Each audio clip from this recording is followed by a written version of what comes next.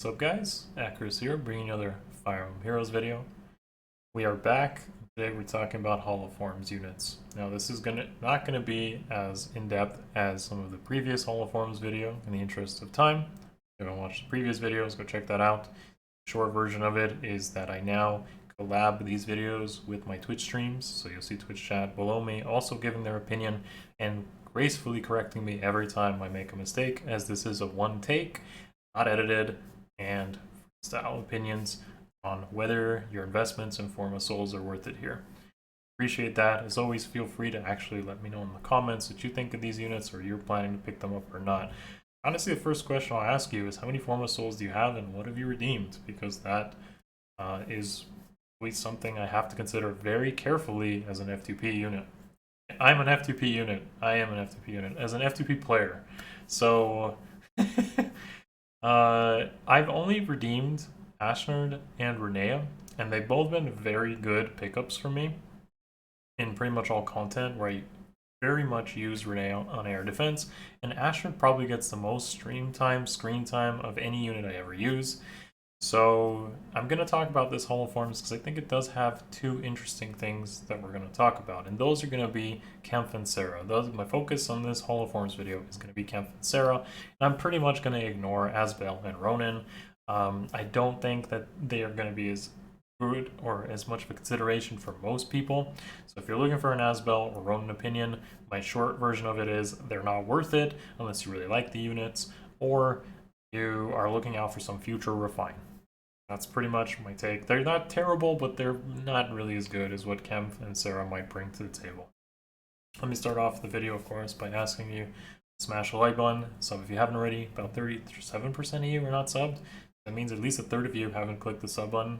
So I gotta ask, like, I forget too, as somebody who watches videos, I literally forget to click sub. So if you sub, again, I appreciate if you're taking the time to do so, or clicking the thumbs up, because that helps out the algorithms. So thank you guys. Also, if you want to support the content, the Patreon description below. That's the way to support what I do long term. And of course, coaching is a more one-on-one personal thing where I help out players really come down to whatever specific content they need help. All right, let's talk about this. So Holoforms coming up. As of tomorrow of this recording video, you're going to see those 4 show up. And as I said, I feel like either Kempf or Sara could be applicable to some of you. Kempf is great for those of you that run defenses that are oriented towards calves, cav lines, just cav balls, whatever. Whereas Sara is going to be better for something like a catchery ball or potentially on air offense as like a support unit. Both of those will be due for refine in the future, which means they do have some potential. We'll start off with Kempf here. So Kempf is a little bit of a meme. I'm not going to reference the meme here, but you probably know what I'm talking about. Kempf is a little bit of a meme. Especially with his rivalry with Reinhardt. And beyond that, he has this very annoying weapon, which is the Venom Edge. So the Venom Edge is a flash effect where he engages in combat and then disables counterattacks. Now, this weapon is and has been really good, and I've run into many air defenses where Kempf is a problem. But the biggest issue with why this isn't as effective, especially in today's game, is because of double saves. So when a near save interacts with a far save unit and they're both together and you have the far save on the front and Kempf engages on the far save unit, then the near save comes and protects the far save unit. The way the game interacts is that the flash effect hits the near save unit post combat, but the far save unit doesn't get hit by that flash effect, which means that effectively the near save has saved the far save unit from getting hit from the biggest thing that Kempf can contribute to a team. And if you have, let's say, like Brave Hector and, I don't know, Arden together, so Arden gets hit with the flash, but then Brave Hector doesn't. And that effectively means that Brave Hector can sweep the rest of the range units, and Kempf has accomplished probably nothing if you don't have other melee units to follow up with him. So that is the problem, but we do have Chaos AR upon us, and Chaos AR limits 1 save unit per team. I do think most people you will opt for far save over near save, and this makes Kempf more viable if you like Chaos AR. He can still be viable in standard AR as well, but I think that weakness is very apparent, and when I tried to use Kempf, it was very annoying to see him pretty much not apply his biggest boon, which is Flash. If he dies, he still applies it. So what do we do here to make Kempf potentially good? Well, I'd say we start with the best skills or the rarest skills you could potentially pick up from Hall of Forms. So it's going to be stuff like Ninja Katana, Rally Up Defense, Ruptured Sky. I do feel Defense Res Catch would be the thing to use, and I'll explain why in a moment. Flow Guard, and Fatal Smoke. These are all fairly rare or good skills to pick up. They're not going to be the build to use on defense, which we'll showcase in a moment. Feel free to use or pick up skills that you just see. Alternatives like Attack, Defense, Catch will be fine. If you find Flow Refresh instead of Flow Guard, I guess you could use that too. Or you just end up using like Wind Sweep on defense. Those are all good alternatives. Don't use Ninja Katana on defense, obviously, and Rally Up can be dependent on whether you want to Rally Trap on your defense or not. But Fatal Smoke, I think, would be one of the better things to pick up, as it does apply potentially a healing debuff if he survives, or at the very least deny healing on a tank, which could annoy things. Now, if you do actually use them on defense, then I think something like this is the build to use. So Venom Edge, apply that flash effect. Escutcheon, I think, is his best special, as he just wants to survive. If he survives, he applies a Fatal Smoke, potentially some Wings of Mercy follow-ups on your team, and Flow Guard, of course, to deny specials from killing him, potentially. Not always, but could definitely work. And then Catch skills will likely be activated for him if he survives combat, because he'll be applying Venom Edge and Fatal Smoke, so you'll almost always get that whole effect of tons of bulk and just being extremely annoying, which is exactly what Kempf wants to be. So if you choose an IV, it's going to be HP, it's going to be res or defense. I think defense or HP are probably his best, potentially speed as well, if you do opt to give him Wind Sweep. So it's a really annoying unit that you have to consider. Kempf does that job. He's still relevant by today's standards, but double saves screw him up, because if a save player knows that they can just pretty much put their far save in front with their near save behind, or yeah, you pretty much just do that. You're protecting your far save from that flash effect, and then they don't really care as everything goes into combat or whatnot.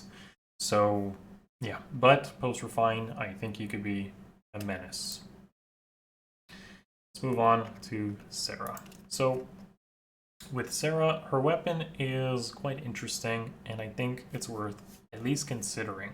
Now, with Sara, she also can be +1 easily, as she is available in the Path 3 codes in the Far Save path. So most people probably want to pick up Far Save anyways for their favorite armor tank unit. So Sara is going to be naturally picked up there. Now, Sara could be considered for a Form of Soul for a couple reasons. Hea's staff is still very unique, it will get refined in the future, and she has access to all the healer goodies that are available from Hall of Forms. In fact, we haven't had a healer show up in Hall of Forms since Bridal Fjorm, which was a very long time ago, around the time we actually got a free Form of Soul, I believe for an anniversary, almost a year and a half ago. So this alone is going to provide so much flexibility and why you want to pick up Sara. Her weapon is pretty much an odd recovery or recovery type effect where it removes penalties. This is great and synergistic with healers such as Triandra or Mira that you might have on defense, and other dancers as well. However, the HP condition can be hard to work around. It'll likely hit your mythics, but in Chaos AR it could be even better, because you can just end up hitting maybe your whole team, removing penalties. Penalties can sometimes be a good thing, though, especially if you're using, let's say, Unity skills on defense, which I think are some of the best things you can use. If you're going to pick her up, then you probably are running some sort of ball or Catria ball type team, and maybe using the staff as a means to remove penalties or isolation. It doesn't work against false start, mind you, and I think if you're trying to use that staff, you have to consider that Elamine is a threat and potentially build around that. So the rarest type of skills I think you should aim for in Hall of Forms will be either Grand Scratcher or Tandem Baton on defense, or what I think is the best staffs to pick up. Grand Scratcher has an attack pulse type effect, so if the units on your team are matching attack, you can effectively just pulse them all. Tandem Baton is also really good, but it can be picked up from the codes paths. Again, codes 3, I think, where you'll see Sephron. So that applies guard to your whole team, plus a little bit more bulk. It doesn't apply guard to the healer itself, so you probably wouldn't want them on the front line as like Gale Force bait, but either of those can be really good pickups, or at least foddering, let's say, Tandem Baton and inheriting Grand Scratcher. So The reason that certain skills picked up here are just because they're rare or very potentially pretty good. So Nudge instead of Return, she comes with Return, so you just want another heal there. The rarest bomb, or I guess the most synergistic bomb, will be Earth Water Bomb. And in the A skill, I think nuking potential is still very important, as you don't want her to just be dead weight.